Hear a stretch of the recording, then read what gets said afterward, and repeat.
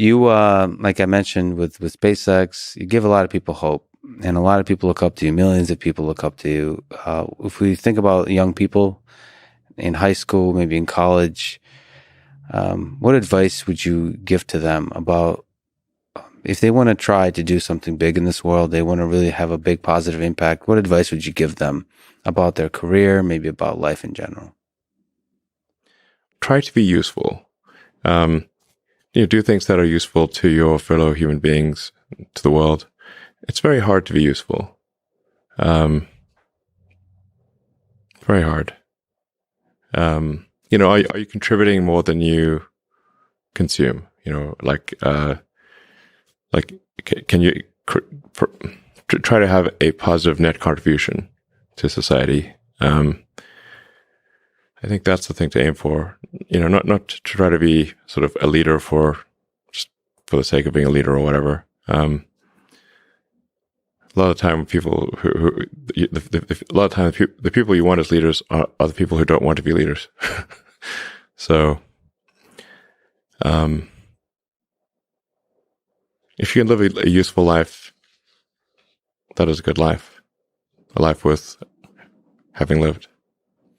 And like I said, I would encourage people to use the mental tools of physics and apply them broadly in life.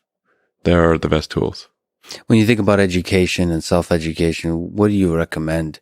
So there's the university, there's self-study, there is hands-on, sort of finding a company or a place or a set of people that do the thing you're passionate about and joining them as early as possible. There's taking a road trip across Europe for a few years and writing some poetry. Which trajectory do you suggest? In terms of learning about how you can become useful, as you mentioned, how you can have the most positive impact.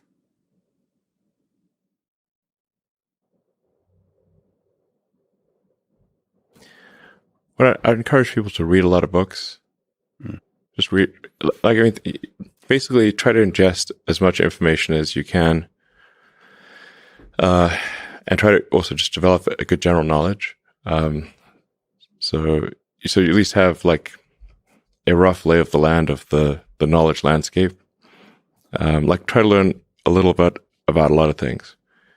Because you might not know what you're really interested in. How would you know what you're really interested in if you at least aren't like doing a peripheral exploration of broadly of the knowledge landscape? And talk to people from different walks of life and different industries and professions and skills and occupations. Like, just try learn as much as possible. Man's search for meaning. Isn't the whole thing a search for meaning?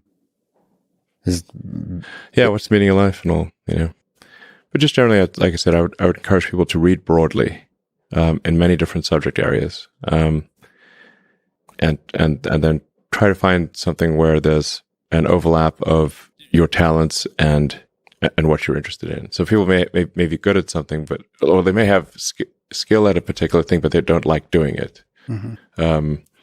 So you want to try to find a thing where that's a good combination of the things that you're inherently good at, but you also like doing. And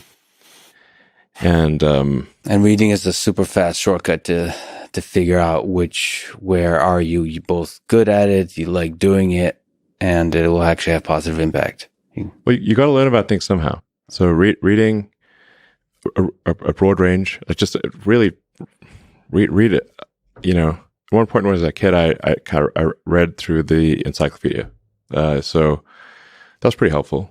And there are also things I didn't even know existed. A lot, so obviously. And it's like as broad as it gets. Encyclopedias were digestible, I think, 40 years ago.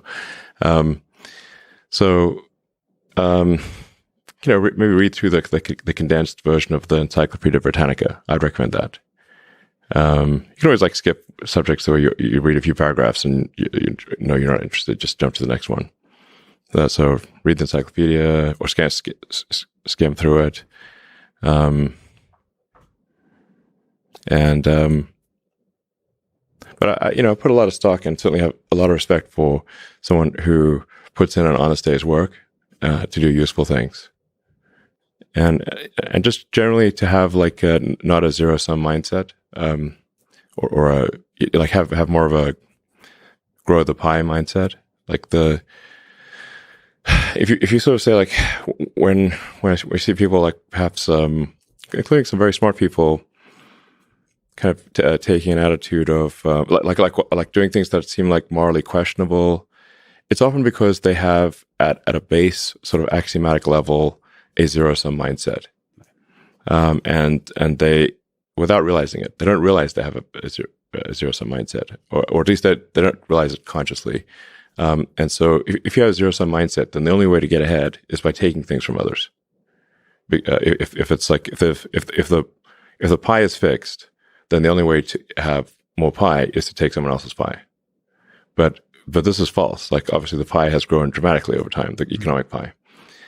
So in reality, you can have so overuse this analogy. You can have there's a lot of pie. Yeah, pie is not fixed. Yes. So you really want to make sure you're not operating without realizing it from a zero sum mindset, where the only way to get ahead is to take things from others. Then that's going to result in you trying to take things from others, which is not good. It's much better to work on adding to the economic pie. Maybe, so creating, like I said, creating more than you consume, doing more than you, yeah. So that's a big deal. I think there's like a fair number of people in finance that do have a bit of a zero sum mindset. I mean, it's all walks of life. I've seen that. One of the reasons Rogan inspires me is he celebrates others a lot. There's not creating a constant competition. Like there's a scarcity of resources. And what happens when you celebrate others and you promote others, the ideas of others, it actually grows that pie. I mean, the resources become less scarce. Mm-hmm. And that applies in a lot of kinds of domains. It applies in academia, where a lot of people are very see some funding for academic research is zero sum, and it is not. If you celebrate each other, if you get everybody to be excited about AI, about physics, about mathematics, I think there'll be more and more funding, and I think everybody wins. Yeah, that applies, I think, broadly. Yeah, exactly.